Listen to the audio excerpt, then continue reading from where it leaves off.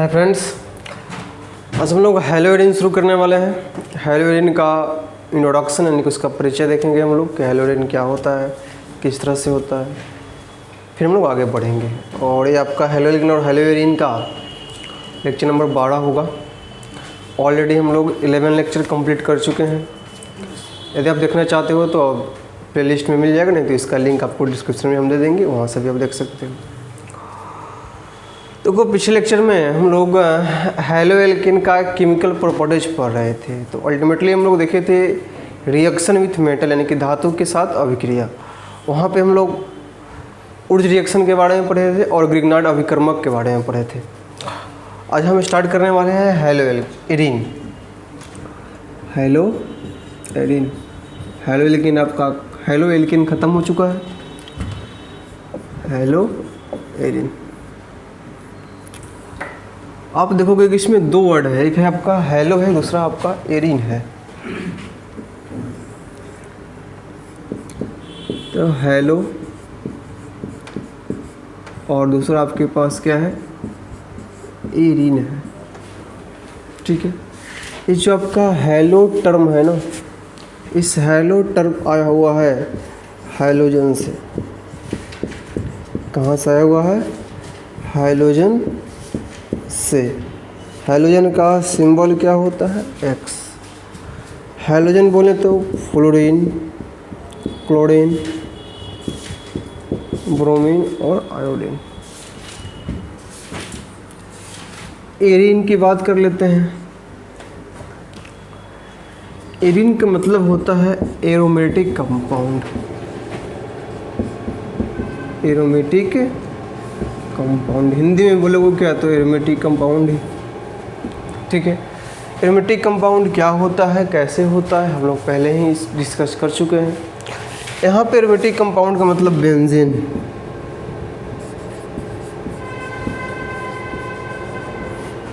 Clear? जिसका आणविक सूत्र होता है C6H6 और इसका जो स्ट्रक्चर होता है वो कुछ इस तरह से होता है। क्लियर? अल्टरनेट अंतराल पे डबल बॉन्ड होगा, एक यहाँ पे, एक यहाँ नहीं है, फिर यहाँ है, फिर यहाँ नहीं है, फिर यहाँ है। क्लियर? आणविक सूत्र की बात करें तो C6H6 हो गया। ठीक, चलिए अब हम लोग इसके आगे और थोड़ा बात कर लेते हैं। जैसे कि मान लो ये आपका बेंजीन है, इधर चलते हैं, और इस बेंजीन के ऊपर आपको X लिखा हुआ मिल जाए तो इसी को हम क्या बोल देते हैं? हेलोएरिन। क्या बोल देते हैं हम लोग? हेलोएरिन। या इसी को हम लोग हेलोबेंजीन भी बोल सकते हैं। क्या बोल सकते हैं हम लोग? हेलोबेंजीन। क्लियर? इसको हम लोग और कुछ भी बोल सकते हैं। कैसे? जैसे देख, मान लीजिए कि आपका बेंजीन है जिसका मोलिकुलर यानी कि आणविक सूत्र C6H6 होता है। ठीक है, आपको पता है कि इससे जैसे हाइड्रोजन निकलेगा तो यह कुछ इस तरह से हो जाएगा और इसका नेम हो जाता है क्या? फिनाइल। क्लियर? यदि हम यहाँ पे एक हाइड्रोजन जोड़ दें X, तो इस फिनाइल के ऊपर भी क्या आ जाता है? X। और इसको हम बोल देते हैं फिनाइल हैलाइड। और याद कीजिए, हम पहले ही आपको डिस्कस करा चुके हैं जब हेलोएल्केन शुरू किए थे कि हेलोजन का 3 फॉर्म होता है। हेलोजन का कितना फॉर्म होता है? 3 फॉर्म होता है। एक आपका हेलो फॉर्म होता है, दूसरा आपका हाइलाइड फॉर्म होता है, और तीसरा जो कि हेलोजन अपने खुद के फॉर्म में रहता है। तो हेलोजन जब खुद के फॉर्म में रहेगा तो हेलोजन ही रहेगा, जब हेलो फॉर्म में जाएगा तो उसको हेलो बोलेंगे, और जब हाइलाइड फॉर्म में जाएगा तो उसको हम हाइलाइड बोलेंगे। जैसे कि मान लीजिए क्लोरीन की बात करते हैं, तो क्लोरीन जो कि खुद हेलोजन के फॉर्म में है तो क्लोरीन को क्लोरीन ही बोलना है। क्लोरीन को यदि हम हेलो फॉर्म में लिखना चाहें तो क्लोरो बोलेंगे, और उसी क्लोरीन को यदि हम हाइलाइड के फॉर्म में लिखना चाहें तो उसको हम क्या बोलते हैं? क्लोराइड बोलते हैं। क्लियर? ज़रा सोचो कि जो आपको फिनाइल हाइलाइट दिख रहा है, इसी चीज़ को वहाँ पर हम आपको डिस्कस कर रहे थे। जब भी हम हाइलाइट का यूज करते हैं, हाइलाइट का जब भी हम प्रयोग करते हैं तो हाइलाइट डेट मीन्स की बात कॉमन नेम की हो रही है, साधारण नाम की हो रही है। और IUPAC जैसे बात करें तो मतलब है कि हैलो फॉर्म की बात हो रही है। ये चीज़ हम लोग पहले भी डिस्कस कर चुके हैं। यहाँ भी वही बात, जो आपका फिनाइल हाइलाइट लिखा हुआ है यह इसका कॉमन नेम है। कॉमन नेम बोले तो साधारण नाम, C मतलब कॉमन और N मतलब नेम। इसकी IUPAC की बात करें तो इसको हम बोलते हैं हैलो एरिन, AIC को हम बोल देते हैं हैलो बेंजीन। क्लियर? और आगे बढ़ो। क्या देखो, मान लीजिए किसी बेंजीन पे, इस बेंजीन की कुछ खासियत हम जान लेते हैं। ये जो बेंजीन है आप इसको तो ऐसे लिखे ही हो, इसी बेंजीन को कई बार हम इसको ऐसे लिख देते हैं,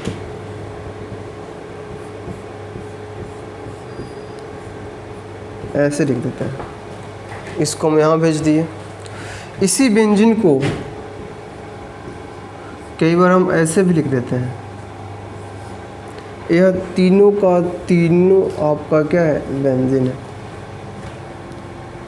ध्यान रखना चीज़ को, ये भी बेंजीन है, यह भी बेंजीन है और यह भी क्या है आपका बेंजीन है।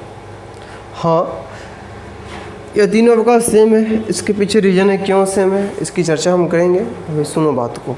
अभी आप इतना समझो कि आप इसको ऐसे भी लिख सकते हो और ऐसे भी लिख सकते हो। क्यों लिख सकते हो इसकी चर्चा थोड़ी देर बाद इसी लेक्चर में करेंगे, घबराना नहीं है। चलो आगे बढ़ते हैं।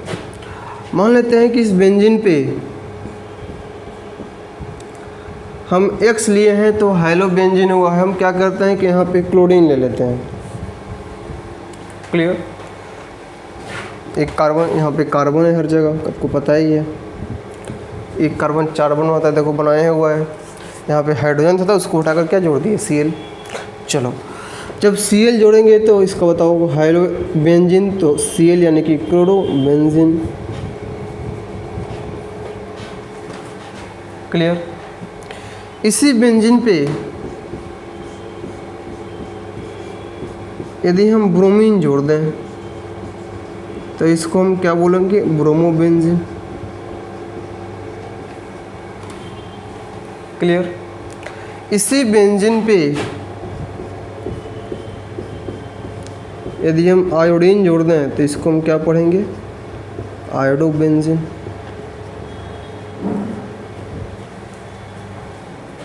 क्लियर? इसी बेंजीन पे यदि हम फ्लोरीन जोड़ दें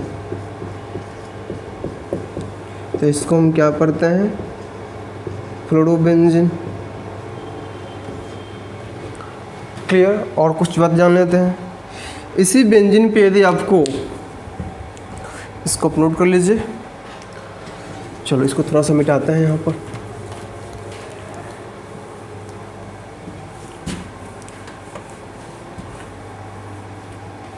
देखो, इसी बेंजीन पे यदि आपको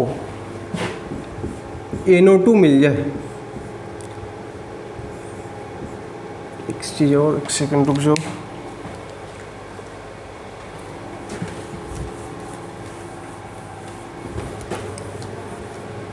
चलिए, इसी बेंजीन पे यदि आपको NO2 मिल जाए, क्या दिख जाए आपको, NO2, तो इसको हम बोलते हैं नाइट्रोबेंजीन। क्या बोल देंगे इसी को, सिंपली नाइट्रोबेंजीन। क्लियर? इसी बेंजीन पे यदि CN दिख जाए तो इसको हम बोलते हैं साइनोबेंजीन।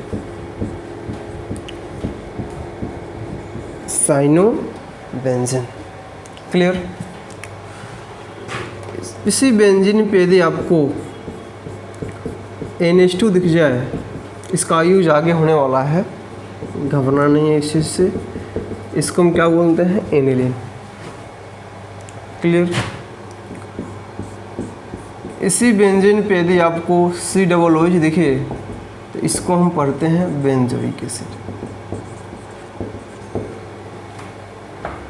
इसी बेंजीन पे यदि आपको CH3 दिखाई दे तो इसको हम क्या पढ़ते हैं, टॉल्विन या मिथाइल बेंजीन। इसी बेंजीन पे यदि आपको N2+ और X- दिखाई दे तो इसको हम पढ़ते हैं diazonium salt, diazonium salt, diazonium loan. इसको और अच्छा से लिखना चाहोगे तो लिख सकते हो बेंजीन डायजोनियम हाइलाइट। क्लियर। चलिए और आगे चलते हैं। यदि आपको इस बेंजीन पे C डबल बॉन्डो और NH2 दिखाई दे तो इसको हम बोलते हैं बेंजनामाइट, बेंजनामाइट। क्लियर। चलिए इसमें एक बात हम और जान लेते हैं, क्या, हालांकि पहले भी उस पर चर्चा कर चुके थे, इसके पोजीशन के बारे में। ठीक है, जैसे कि मान लीजिए कि आपका बेंजीन है और इस बेंजीन पे क्या कुछ ग्रुप लगा हुआ है मान लो, ठीक है, जिसको आप स्टैंडर्ड मानकर चलोगे। कोई समूह अटैच है, NO2 है, CH3 है, जिसका पीरियोडिक ऑर्डर बाकी सबसे हाईएस्ट हो। तो ध्यान रखना कि यहाँ पे जो ग्रुप है जिसको आप क्या माने हुए हो, स्टैंडर्ड माने हुए हो, यानी कि इसको आप मानक एक माने हुए हो। क्लियर। इसके ठीक सामने वाला पोजीशन यही है ना, इसके ठीक सामने वाले पोजीशन को बोलते हैं हम लोग पैरा पोजीशन। क्या बोलते हैं, पैरा पोजीशन। इसके अगल बगल वाले पोजीशन को हम बोलते हैं ऑर्थो पोजीशन। क्लियर। हिंदी में भी ऑर्थो ही बोलेंगे, इसमें कोई संदेह नहीं। क्लियर। इसको हम पैरा बोलते हैं और जो बचा उसको हम बोलते हैं मेटा पोजीशन, एम से लिखते हैं। क्लियर। अब जरा सोचो, मान लो कि यहाँ पे आपके पास CH3 है, ठीक है, और यहाँ पे मान लो कि हम क्लोरीन लगा दे, कहें कि इसका नाम लिखे, तो पहला चीज़ आप लिख सकते हो क्या, CH3 आपका हेलोजन है, आपका एल्काइल है, इसमें पीरियोडिक ऑर्डर किसकी हाईएस्ट होती है, CH3 की। इस ग्रुप को आप क्या माने हो, स्टैंडर्ड मान लो। तो इसके बगल वाला पोजीशन यही है ना, और इस पर क्या अटैच है, सील, और बगल वाले पोजीशन को क्या बोलते हैं, ऑर्थो। इसको क्या बोलोगे आप, ऑर्थो। सील को क्लोरो, और इसका नाम लिख दिए हो तो इस पूरे को क्या बोलना होगा आपको, टॉल्विन। उसी प्रकार से सील यहाँ हटा कर यहाँ लगा दें तो पैरा क्लोरोटॉल्विन। क्लियर। चलिए नेक्स्ट, मान लो कि यहाँ पे आपके पास NO2 हो और यहाँ पे आपके पास Cl हो, तो क्या बोलोगे, पैरा क्लोरो नाइट्रोबेंजीन। क्लियर। ये कुछ बातें हो गई जिसको आपको ध्यान में लेकर चलना है। हमको मुख्य रूप से जानना होगा कि हैलोएरिन क्या होता है। हालांकि उसमें बेंजीन टर्म आ गया तो बेंजीन को यहाँ पे थोड़ा सा उस पर अटैच बता दिए हम। आप इतना समझो कि हमको पढ़ना है यही चीज़, इस सब आपका उसमें यूज आएगा। जब हम रिएक्शन कराएंगे तो वहाँ पे इसका यूज आएगा, तो परेशान होने की आवश्यकता नहीं है। हम ये कहना ये चाहते हैं कि यदि आपको यहाँ पे कोई हैलोजन हो, फ्लोरीन, क्लोरीन, ब्रोमीन, आयोडीन, तो सभी का सभी हमारा क्या हैलोएरिन है, यानी कि हैलो बेंजीन है। क्लियर। चलिए इसको नोट कीजिए, फिर हम लोग बेंजीन के बारे में कुछ और बातें गहराई से जान लेते हैं। चलिए तो बेंजीन के बारे में हम कुछ और बातें जान लेते हैं। क्या, देखो बेंजीन जो आपका कुछ इस तरह से है। क्लियर। इसकी क्या बात जानते हैं, ध्यान दो। पहली बात कि जो बेंजीन होता है ना, यह बेंजीन एक तरह से इलेक्ट्रोफिलिक सब्स्टिट्यूशन रिएक्शन दिखाता है। इलेक्ट्रोफिलिक सब्स्टिट्यूशन रिएक्शन, हिंदी में इसको कहते हैं, क्या कहते हैं, इलेक्ट्रॉन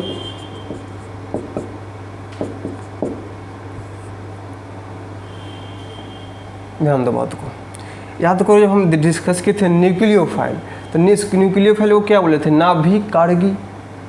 तो यहाँ पे क्या है, इलेक्ट्रोफिलिक है, इसको क्या बोलेंगे, इलेक्ट्रॉन कारगी प्रतिस्थापन अभिक्रिया। कहने का मतलब है कि एक इलेक्ट्रोफाइल आएगा, इलेक्ट्रॉन कारगी है ना, यानी कि इलेक्ट्रॉन ऐसे नहीं बोल सकते हो, एक इलेक्ट्रोफाइल आएगा और दूसरा इलेक्ट्रोफाइल जाएगा। बोलें तो और अच्छा से लिख दो, इसमें क्या होगा, एक इलेक्ट्रोफाइल आएगा एंड दूसरा इलेक्ट्रोफाइल जाएगा। क्लियर। नंबर 2, बेंजीन कभी भी एडिशन रिएक्शन, आप डबल बॉन्ड देख रहे हो तो आप ये मत करना कि सर योगात्मक अभिक्रिया दिखाएगा, ऐसा बिल्कुल नहीं है। बेंजीन कहीं भी योगात्मक अभिक्रिया नहीं दिखाता है। क्लियर। चलो फिर इसमें हम आगे बात करेंगे जब रिएक्शन पढ़ेंगे। तो देखो मैंने जो हम बताना चाहते हैं उसको समझो, क्या हम बताना चाहते हैं। देखिए पहली बात कि जरा सोचो, क्या बेंजीन में रेजोनेंस होगा, जिसको हम हिंदी में क्या बोला करते हैं, अनुनाद। और याद कीजिए एरोमेटिक कंपाउंड जब हम पढ़ रहे थे, एरोमेटिक यौगिक, तो एरोमेटिक यौगिक के पहले हम रेजोनेंस के बारे में चर्चा किए थे। और वहाँ पे क्या बताया है, सुनो ध्यान से, वहाँ पे कुछ कंडीशन आपको बताए थे, कुछ शर्त बताए थे कि यदि इस शर्त को कोई भी कंपाउंड फुलफिल कर रहा है तो वह रेजोनेंस होगा, उसमें रेजोनेंस होगा। एरोमेटिक के पहले बताए थे, इसे कि बताए थे आपको कि sigma bond, pi bond, sigma bond होना चाहिए। नहीं, फिर से रिपीट कर रहे हैं, pi bond, sigma bond, pi bond होना चाहिए। Pi bond sigma bond negative charge होना चाहिए। Pi bond sigma bond positive charge होना चाहिए। Pi bond sigma bond lone pair होना चाहिए। Positive charge sigma bond negative charge होना चाहिए। इतना सारा कंडीशन आपको बताए थे वहाँ पर, आप चाहो तो पीछे जाकर आप देख सकते हो वहाँ पे एरोमेटिक वाले के पहले वाले लेक्चर में। देखो समझे बात को, तो जो आपका बेंजीन है ना इम्पोर्टेंट है, नहीं समझोगे तो फिर आगे दिक्कत होने वाली है, इसलिए ध्यान से समझना। ये जो आपका बेंजीन है ना, ये है ना बेंजीन, देखो तो पाई बॉन्ड इसमें है, डबल बॉन्ड में एक सिग्मा एक पाई होता है, बता चुके हैं पहले ही। इसमें एक पाई बॉन्ड है, सिग्मा बॉन्ड है, फिर पाई बॉन्ड है, फिर सिग्मा बॉन्ड है, फिर पाई बॉन्ड है, फिर सिग्मा बॉन्ड है। मतलब है कि pi sigma pi, pi sigma pi करके कुछ इस तरह से हमारे पास है, यानी कि इसमें रेजोनेंस होगा। सवाल ये रहा कि रेजोनेंस होगा तो कैसे होगा, तो सुनो ध्यान से। पहले एक बात बताओ, आपको हम पहले भी इस चीज़ पे चर्चा किए हुए हैं क्या, कि सिग्मा बॉन्ड और पाई बॉन्ड में स्ट्रॉन्ग बॉन्ड कौन होता है, वीक बॉन्ड कौन होता है। तो याद कीजिए क्लास 11th केमिकल बॉन्डिंग में भी वहाँ पे हम डिस्कस किए थे क्या, कि जब, ध्यान से बात सुनो, जब रैखिक ओवरलैपिंग से, रैखिक अतिव्यापन से, लीनियर ओवरलैपिंग से जो बॉन्ड बनता था वो सिग्मा बॉन्ड होता था, और जो समानांतर अतिव्यापन पैरेलल ओवरलैपिंग से जो बॉन्ड बनता था वो पाई बॉन्ड होता था। वहाँ आपको और अच्छा से बताए थे कि जब पैरेलल ओवरलैपिंग से बॉन्ड बन रहा है और एक लीनियर से बन रहा है, दोनों में स्ट्रॉन्ग, सिंपल सी बात है लीनियर ही है, यानी कि सिग्मा बॉन्ड जो लीनियर के थ्रू बन रहा है वो आपका स्टेबल है, स्ट्रॉन्ग है, और पाई बॉन्ड आपका क्या है, वीक है। यहाँ भी वही काम सोचना होगा। इसमें आप पाओगे कि जो आपको दिख रहा है एक सिग्मा बॉन्ड है और एक पाई बॉन्ड है। आपको पता है कि पाई बॉन्ड क्या होता है, कमजोर होता है, वो घूमते रहेगा। तो हो गया क्या कि जो आपको जो बॉन्ड दिख रहे हैं जिसमें से कोई एक, इसको लो, किसी एक को लो, कोई दिक्कत नहीं है। यह बॉन्ड क्या होगा, यह बॉन्ड यहाँ से ब्रेक कर जाएगा, सिर्फ पाई ब्रेक करेगा और कुछ नहीं। किसी को पाई मानो, मेरा मन है किसी को हम पाई मानते हैं, आप चाहो तो इसको पाई मानो, कोई फर्क नहीं पड़ेगा। क्लियर। सुनो बताना हम क्या चाहते हैं, जब पाई बॉन्ड यहाँ से ब्रेक करेगा, क्लियर, तो आपको पता है ना कि इसके पास भी इलेक्ट्रॉन है, इसके पास भी इलेक्ट्रॉन है, तो ब्रेक करेगा। कहने का मतलब है कि जो एक कार्बन जो पोजीशन वाला जो इस कार्बन के पास जो है ना इलेक्ट्रॉन, जो पाई बॉन्ड बनाया हुआ है इससे यह कहेगा कि काम करो तुम इस इलेक्ट्रॉन को लेकर मेरे पास शिफ्ट हो जाओ। जब ऐसा यह करेगा, चूँकि ऐसा इसलिए कर रहा है ना, सवाल ऐसा क्यों कर रहा है, ऐसा इसलिए क्योंकि वो रेजोनेंस हो रहा है। क्या हुआ है, वो रेजोनेंस हो रहा है। बात समझ रहे हो ना, मेरे कहने का मतलब है, फिर से सुनो ध्यान से, नहीं समझोगे तो दिक्कत हो जाएगी। मेरे कहने का मतलब ये है, पहले इसको लिखने दो। जैसे कि आप ट्रेन में यात्रा करते हो तो क्या होता है, आप किसी बोगी में इन करते हो तो उसमें जगह नहीं मिल पाती है, तब क्या करते हो, अगले स्टेशन पे दूसरे बोगी में जाते हो। वहाँ भी यदि आपको जगह नहीं मिलती है, बैठने के लिए सीट नहीं, तो फिर आप अगले स्टेशन पे तीसरे बोगी में जाते हो। ऐसे करते करते आपको जहाँ जाना है वहाँ पहुँच जाते हो और अल्टीमेटली आपको कोई सीट नहीं मिलता है। यहाँ भी वही कहानी होने वाली है। यहाँ भी यह स्टेबल बॉन्ड नहीं दिख रहा है, कमज़ोर बॉन्ड है, टूटते रहता है, ब्रेक होता रहता है, घूमते रहता है। उसी प्रोसेस को तो रेजोनेंस बोलते हैं। जो आप इस बोगी से उस बोगी में जा रहे हो, वो जो प्रोसेस हुआ ना, उसी प्रोसेस को तो हम रेजोनेंस बोलते हैं। यहाँ भी उसी बात को समझना है। देखो तभी ये बॉन्ड क्या होगा, इस इलेक्ट्रॉन के साथ लेकर यहाँ शिफ्ट होगा। जैसे यहाँ शिफ्ट होगा तो यहाँ पे कैसा चार्ज, नेगेटिव। अरे इलेक्ट्रॉन शिफ्ट हो मतलब नेगेटिव ना, और यहाँ वाला इलेक्ट्रॉन चला गया तो इस पर कैसा, पॉजिटिव। क्लियर। अब सुनो ध्यान से, जो निगेटिव इलेक्ट्रॉन है, ये इलेक्ट्रॉन एक जगह रहना नहीं चाहेगा, ये चाहेगा कि हम घूमते रहें। ऐसे भी रेजोनेंस भी है, पाई सिग्मा, हाँ वही बात हुआ, मेरे कहने का मतलब वही, घूमते रहें। तो जो आपका निगेटिव चार्ज है यह इस कार्बन के पास आना चाहेगा। यहाँ पे यह कार्बन बोलेगा कि देखो हम एक डबल बॉन्ड बनाए हुए हैं, 2 बॉन्ड इधर, 3 बॉन्ड इधर और एक हमारे पास हाइड्रोजन है। तुम आओगे तो क्या, तुम हाइड्रोजन साइलेंट है नो डाउट, तो तुम आओगे तो क्या हमारे पास जगह है, कैसे रह पाओगे। लेकिन ये जो निगेटिव चार्ज है ये है खतरनाक आदमी, ये बोलते कि नहीं हम आएंगे, चाहे तुम कुछ भी कर लो, हमको आना ही आना है। अब बेचारा कमजोर कार्बन जो है वो करेगा क्या, यहाँ जैसे यहाँ शिफ्ट हुआ तो कार्बन कहेगा ठीक है आओ, हम ही थोड़ा कष्ट सह लेते हैं, और अपने बॉन्ड को ऊपर शिफ्ट करा देगा। और जैसे ऊपर शिफ्ट कराएगा तो इस नेगेटिव को चांस मिल गया, पॉजिटिव तो यहाँ पे आई और यहाँ पे नेगेटिव चार्ज। क्लियर। जैसे यहाँ शिफ्ट हुआ तो इसके पास जगह है नहीं, यहाँ पे शिफ्ट हो जाएगा नेगेटिव चार्ज। क्लियर। आगे बढ़ो, और फिर से नेगेटिव चार्ज यहाँ पे स्टेबल नहीं है, नेगेटिव चार्ज फिर से चाहेगा कि हम उस पोजीशन पे जाएं। यह क्या चाहेगा कि हम यहाँ पे जाएं, और जैसे यहाँ पे जाएगा तो यहाँ वाला भी कार्बन वही बात बोलेगा। क्या बोलेगा कि हमारे पास 4 बॉन्ड ऑलरेडी हम बनाए हुए हैं, तुमको आने की कोई रिक्वायरमेंट नहीं है।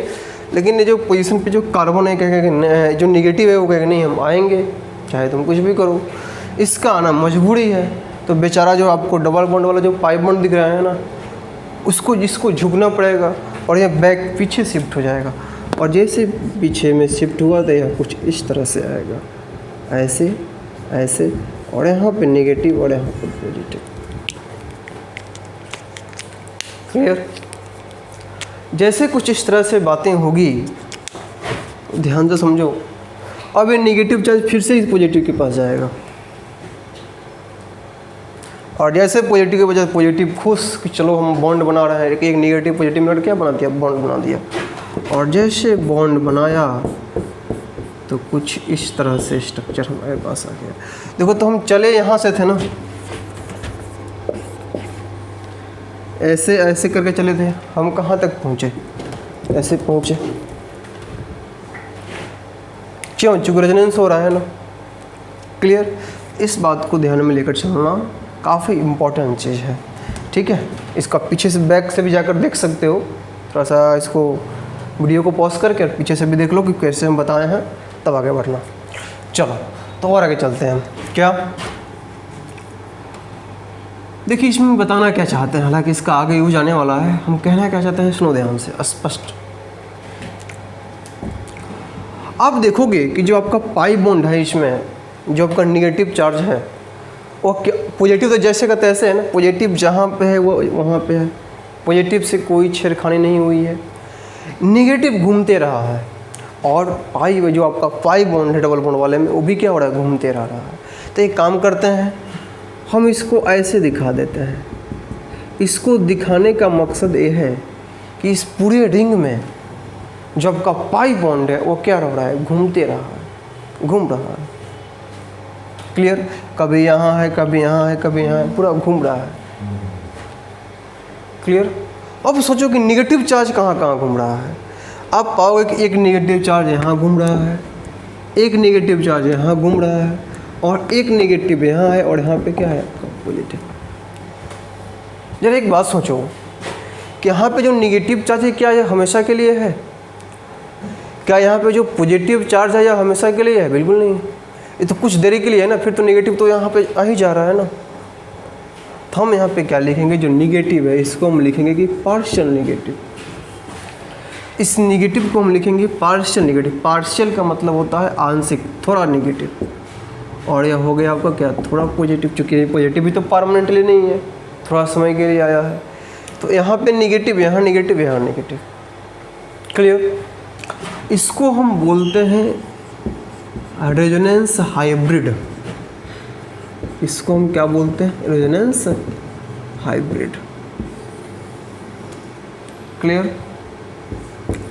मतलब ये हिंदी में बोलोगे इसको अनुनाद संकरित।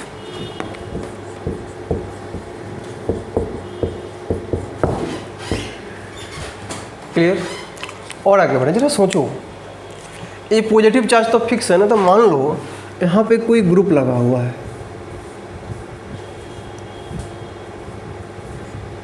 यहाँ पे क्या लगा हुआ है, कोई ग्रुप लगा हुआ है, ऐसे है ना। चलो ऐसे दिखा देते हैं। ऐसे ग्रुप लगा हुआ है कोई, यहाँ पे निगेटिव, यहाँ पे निगेटिव, यहाँ पे निगेटिव, यही लगी तो फिक्स है ना। इसको हम भी फिक्स कर दिए ग्रुप, मानकर स्टैंडर्ड ग्रुप। इस ग्रुप को स्टैंडर्ड मानते हो तो आप पाओगे कि ये ऑर्थो पोजीशन यहाँ है, ये भी आपका ऑर्थो पोजीशन है, और आपका क्या, पैरा पोजीशन। आप देख रहे हो कि जब रेजोनेंस हो रहा है तो ऑर्थो और पैरा पर जो निगेटिव चार्ज यानी कि जो इलेक्ट्रॉन है उसकी डेंसिटी, उसका घनत्व क्या हो रहा है, बढ़ा हुआ है। इस ऑर्थो पे और पैरा पे जो इलेक्ट्रॉन का जो डेंसिटी है, जो इलेक्ट्रॉन का घनत्व है वो क्या हुआ, बढ़ा हुआ है अकॉर्डिंग टू रेजोनेंस के थ्रू। जरा सोचो, यदि हम इस ग्रुप के इस जी की जगह पे, जी इक्वल टू यहाँ पे ग्रुप यानी कि हिंदी में क्या है, समूह। यदि मान लो कि इस जी की जगह पे हम ऐसा ग्रुप जोड़ें जो और इलेक्ट्रॉन देने वाला ग्रुप जोड़ते हैं, और एक बार हम क्या करें कि इस जी के जगह पे इलेक्ट्रॉन को खींचने वाला ग्रुप लगा दें। सोचो, अच्छा एक बात और सोचो, ये निगेटिव जो दिख रहा है आपको, एक यहाँ यदि मान लो कोई इलेक्ट्रोफाइल आकर अटैक करता है, तो इलेक्ट्रोफाइल यानी कि इलेक्ट्रॉन का चाहने वाला जब आएगा अटैक करने के लिए, तो वह कहाँ पे अटैक करना सोचेगा, या तो ऑर्थो पे अटैक करेगा, या तो पैरा पे करेगा, या तो दोनों पे करेगा। संभावना है दोनों पे ही करता है, एक मेजर एक माइनर होता है। तो दोनों पे करेगा अटैक, ऑर्थो पे भी करेगा और पैरा पे भी करेगा। सिंपल सी बात है, नेगेटिव चार्ज है ना। जब पॉजिटिव वाला आएगा अटैक करने के लिए, पॉजिटिव वाला आएगा आक्रामक होने के लिए, अभिक्रिया करने के लिए, तो जो पॉजिटिव वाला है वो कहाँ, निगेटिव वाले पे अटैक करेगा। यानी कि जिस ग्रुप को आप माने उसके ऑर्थो और पैरा पे। क्लियर? अब जरा हमको एक बात बताओ, यदि हम वैसा ग्रुप डालें, सुनो ध्यान से, यदि हम वैसा ग्रुप को यहाँ पे लगा दें जो इलेक्ट्रॉन और इलेक्ट्रॉन देने वाला ग्रुप लगा दें, इलेक्ट्रॉन को इलेक्ट्रॉन डोनेटिंग ग्रुप लगा दें, तब क्या होगा। तो और मान लो ग्रुप यहाँ पे लगा दो, इलेक्ट्रॉन दे रहा है, तो इलेक्ट्रॉन कहाँ किस पोजीशन पे इलेक्ट्रॉन और बढ़ जाएगा। तो आप पाओगे कि ऑर्थो और पैरा पे इलेक्ट्रॉन क्या हो जाएगा, बढ़ जाएगा। और ये तो मेटा पोजीशन है ना, मेटा पोजीशन आपका ऑर्थो पैरा है, और यह कौन सा है, मेटा पोजीशन है। तो इस पर तो कोई नेगेटिव पॉजिटिव की बात है ही नहीं। सोचो, तो ऑर्थो और पैरा पे क्या होगा, इलेक्ट्रॉन का जो घनत्व है वह क्या होगा, बढ़ जाएगा। कब, जब हम ग्रुप इलेक्ट्रॉन देने वाला लगा देते हैं। क्लियर? अब रिएक्शन करने वाला आएगा कोई इलेक्ट्रोफाइल, तो आसानी से ऑर्थो पैरा पे अटैक करेगा। लेकिन सुनो ध्यान से, यदि हम इस ग्रुप की जगह पे इलेक्ट्रॉन देने वाला नहीं, इलेक्ट्रॉन को खींचने वाला लगा दें, electron with drawing group, electron को खींचने वाला ग्रुप लगा दें, और जैसे इलेक्ट्रॉन का खींचने वाला ग्रुप लगाएंगे तो वह क्या करेगा, वो तो ऑर्थो पे और पैरा पोजीशन के तो इलेक्ट्रॉन को खींच लेगा ना, और जैसे जब खींचेगा उसको तो सामने वाला जो इलेक्ट्रोफाइल है, जो अटैक करने के लिए आ रहा है, जो रिएक्शन करने के लिए आ रहा है, वो कहाँ पे अटैक करेगा, तो वह कहाँ इस पे करेगा, मेटा पे अटैक करेगा। क्लियर। तो सवाल ये रहा है कि कौन सा ग्रुप ऑर्थो और पैरा पे इलेक्ट्रॉन डेंसिटी को बढ़ा देगा, यानी कि इलेक्ट्रॉन देकर, और कौन सा ग्रुप इलेक्ट्रॉन खींचकर मेटा पर रिएक्शन करने की रेट को बढ़ा देगा। तो पहले आप इसको नोट करो, फिर हम उसकी चर्चा करते हैं।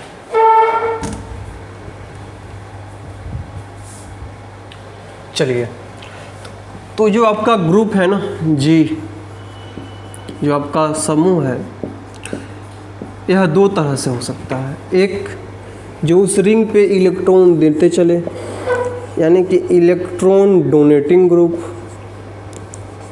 इलेक्ट्रॉन डोनेटिंग ग्रुप, हिंदी में बोलें तो इलेक्ट्रॉन डोनेट करने वाला, निष्कासित करने वाला, इलेक्ट्रॉन प्रदान करने वाला समूह।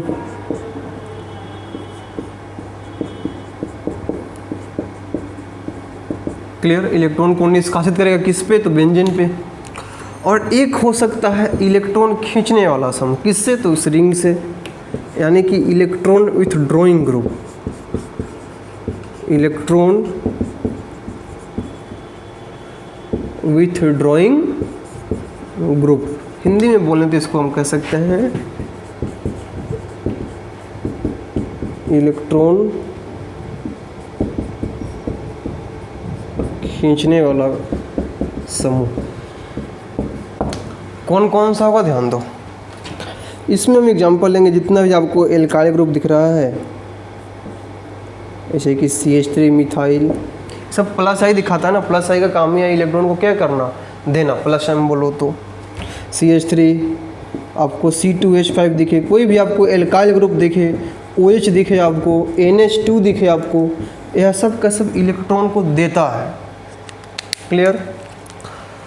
यह क्या करेगा, ध्यान दो, यह इलेक्ट्रॉन को खींचने वाला समूह है। इसके एग्जांपल की बात करें तो जो भी आपको दिख रहा है, एल्डिहाइड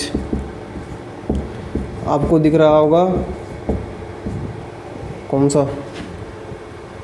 एसिड, COOH ग्रुप, और ले लेते हैं एमाइड ग्रुप, COONH2, और क्या ले लोगे, हाँ C+N, साइनाइड ग्रुप। ये सब इलेक्ट्रॉन को खींचता है और यह सब इलेक्ट्रॉन को प्रदान करता है, इलेक्ट्रॉन देता है बोले तो। क्लियर। अब एक एग्जांपल लेते हैं। मान लो यहाँ पे कुछ इस तरह से है और यहाँ पे कोई ग्रुप लगा हुआ है, मान लो कि यहाँ पे CH3 लगा हुआ है, समझना बात ध्यान से, और यहाँ पे हम एक Cl+ एक इलेक्ट्रोफाइल का अटैक करा रहे हैं, यहाँ पे Cl3, या कुछ नहीं भी, ऐसे सिंपल समझा रहे हैं, सुनो ध्यान से। आगे इस यानी कि अगले लेक्चर में इसका यूज आने वाला है, इसलिए समझो। यहाँ CH3 है, इस पे है, ये Cl+ है, इसको हम अटैक करा रहे हैं इस पे। तो पहले यह सोचो कि बेंजीन पे क्या कुछ जुड़ा हुआ है, बिल्कुल जुड़ा हुआ है। क्या जुड़ा हुआ है, CH3 जुड़ा हुआ है। CH3 का काम क्या है, तो इलेक्ट्रॉन प्रदान करने वाला ग्रुप, तो इलेक्ट्रॉन देने वाला ग्रुप बोले तो किस किस पोजीशन पे जब इलेक्ट्रॉन देगा तो किस किस स्थिति पर, किस किस पोजीशन पे इलेक्ट्रॉन का घनत्व बढ़ जाएगा, तो आप पाओगे कि एक ऑर्थो पे बढ़ जाएगा और एक पैरा पे बढ़ जाएगा। क्लियर। तो इलेक्ट्रोफाइल जो आ रहा है वो तो वहीं पे अटैक करेगा ना, मतलब है कि यहाँ पे दो प्रोडक्ट मिल जाएगा, एक CH3 Cl और एक आपको इसको ऐसे कर लीजिए, और प्लस एक आपका CH3 और एक Cl, मिल गया दो प्रोडक्ट। क्लियर। बट हाँ ध्यान रखना, इसी को हम बोलते हैं, इसी इलेक्ट्रॉन डोनेटिंग ग्रुप को हम यहाँ पे बोलते हैं ortho para activating group. Ortho para activating group Hindi में बोलेंगे तो बोलें तो ऑर्थो पैरा सक्रिय समूह, यानी कि ऑर्थो पैरा वाले पोजीशन को क्या कर रहा है, एक्टिव कर दे रहा है, सक्रिय कर दे रहा है, और वहाँ पे इलेक्ट्रोफाइल क्या कर ले रहा है, अटैक कर रहा है। क्लियर? तो ऐसा यूज आएगा, अगला क्वेश्चन जब हम कल कराएंगे, अगले लेक्चर में कराएंगे, वहाँ पे इसका अप्लीकेशन होने वाला है, इसलिए समझना ध्यान से। चलो आगे बढ़ते हैं। मान लो यहाँ पे हम जोड़ दें, क्या जोड़ दें, हाँ मान लो यहाँ पे हम NO2 भी हो सकता है, बिल्कुल N double bond O, NO2 भी यही कहानी, मान लो यहाँ पे NO2 जोड़ दें हम। क्लियर? अब जरा सोचो, या NO2 सिंपल, ध्यान दो बात को, NO2 का भी काम क्या है, इलेक्ट्रॉन का खींचना। क्लियर? जब इलेक्ट्रॉन खींचेगा और इस पर हम Cl+ जोड़ देते हैं, अटैक कराते हैं, कराएंगे अटैक, आगे कुछ AlCl3 यहाँ पे लेना होगा हमको। जैसे हम इस पे अटैक कराएंगे तो सोचो, जब यह बेचारा इलेक्ट्रॉन खींचेगा, इलेक्ट्रॉन देगा नहीं, इलेक्ट्रॉन क्या करेगा, खींचेगा, और जब इलेक्ट्रॉन खींचेगा तो इलेक्ट्रॉन का जो घनत्व है वो ऑर्थो पैरा पे क्या हो गया, कम हो गया ना। और मेटा तो बेचारा जैसे था वैसे था, मेटा भी थोड़ा प्रभाव पड़ा, लेकिन ज़्यादा प्रभाव किस पे पड़ा, ऑर्थो और पैरा पे पड़ा। क्या मेटा पे उतना प्रभाव पड़ा, बिल्कुल नहीं पड़ा। तो ध्यान रखना इस चीज़ को, जैसे NO2 आएगा इलेक्ट्रॉन खींचेगा, तो जब अब जो इलेक्ट्रोफाइल आएगा अटैक करने के लिए ना, वह सिर्फ और सिर्फ मेटा वाला प्रोडक्ट बनेगा, एक ही प्रोडक्ट बनेगा। बट यदि इलेक्ट्रॉन डोनेटिंग ग्रुप लगा हुआ है, अब कोई इलेक्ट्रोफाइल आता है तो दो प्रोडक्ट, एक ऑर्थो और पैरा, और इलेक्ट्रॉन खींचने वाला ग्रुप लगा हुआ है, तब कोई इलेक्ट्रोफाइल आता है तो यह क्या होगा, मेटा वाला प्रोडक्ट बना। यानी कि हम बोल सकते हैं कि जो आपका इलेक्ट्रॉन विथड्रॉइंग ग्रुप है, यह मेटा डायरेक्टिंग ग्रुप है। क्या है, मेटा एक्टिवेटिंग ग्रुप। चलो, मेटा पोजीशन को एक्टिवेट करता है, मेटा एक्टिवेटिंग ग्रुप, मेटा सक्रिय समूह। यह मेटा पोजीशन पे क्या कर दे रहा है, उसको एक्टिव कर दे रहा है, ताकि वहाँ पे इलेक्ट्रोफाइल आकर क्या करे, अटैक करे। हाँ, यदि मान लो सिर्फ बेंजीन है, मान लो यहाँ पे कुछ ग्रुप लगा ही नहीं है, सिंपली यहाँ पे क्या है, कोई ग्रुप लगा ही नहीं है, अब Cl+ आ गया अटैक करने के लिए, तो इसको कहीं पे जोड़ दो, कोई फर्क पड़ने वाला नहीं है। लेकिन जब कुछ लगा हुआ रहेगा तो उसमें सोचना कि कौन सा ग्रुप है। यदि इलेक्ट्रॉन देने वाला ग्रुप है, अब इलेक्ट्रोफाइल आ रहा है, तो दो प्रोडक्ट ऑर्थो और पैरा, ये आपका, और इसका नाम लिखो तो क्या हो जाएगा, ऑर्थोक्लोरोटोल्विन ना, ऑर्थोक्लोरोटोल्विन। इसका लिखो तो क्या होगा, पैराक्लोरोटोल्विन। इसका लिखो तो मेटाक्लोरोनाइट्रोबेंजीन। ठीक है, तो ध्यान रखना है इसको, फिर से इस सारी बातों को हम रिपीट कर लेते हैं, ध्यान दो। जब तुम एक एक बार फाइनली यहाँ पे सारे बातों को हम एक एक मेंशन कर देना है, सुनना ध्यान से। जब बेंजीन पे कोई इलेक्ट्रोफाइल अटैक करता है, सिर्फ बेंजीन पे, तो उस इलेक्ट्रोफाइल को आप बेंजीन के किसी भी पोजीशन पे जोड़ दो, कोई फर्क नहीं पड़ता है, क्योंकि हर पोजीशन सेम है। लेकिन यदि बेंजीन पे कोई ग्रुप लगा हुआ है या उस पे इलेक्ट्रोफाइल आ रहा है अटैक करने के लिए, तो पहले यह सोचो क्या कि जो ग्रुप लगा हुआ है बेंजीन पे, वो है कैसा। यदि ग्रुप इलेक्ट्रॉन को डोनेट करने वाला है, इलेक्ट्रॉन को प्रदान करने वाला है उस रिंग पे, तो उस पे ऑर्थो और पैरा वाला प्रोडक्ट बनेगा। लेकिन यदि ऐसा ग्रुप बेंजीन पे लगा हुआ है जो इलेक्ट्रॉन उस रिंग से खींच रहा है और तब इलेक्ट्रोफाइल अटैक कर रहा है, तो उसको हम सिर्फ एक ही प्रोडक्ट बनेगा, और कौन सा होगा, मेटा वाला प्रोडक्ट होगा। देखो, मेटाक्लोरोनाइट्रोबेंजीन। क्लियर? इसको हम बोल देते हैं सिंपली कि जो इलेक्ट्रॉन डोनेट कर रहा है कि ortho para activating group, ortho para को सक्रिय कर दे रहा है, और इसको बोल देते हैं electron with Meta activating group, या मेटा पोजीशन को क्या कर दे रहा है, एक्टिव कर दे रहा है। क्लियर? चलिए, तो इसको नोट कीजिए। ठीक है, यदि इसमें कोई दिक्कत हो तो फिर कमेंट करो, और एक बार इस लेक्चर को पुनः देख लो, 2 बार इस लेक्चर को 2 बार 3 बार देख लो, ताकि एक कंसेप्ट क्लियर हो जाए जो हम बताना चाह रहे हैं। क्योंकि आगे यानी कि अगले क्लास में काफ़ी सारे इस पर रिएक्शन करने वाले हैं जब प्रिपरेशन पढ़ेंगे। तो चलिए इसको रिपीट करके बराबर देख लीजिएगा, जहाँ दिक्कत हो फिर कमेंट कीजिएगा। धन्यवाद।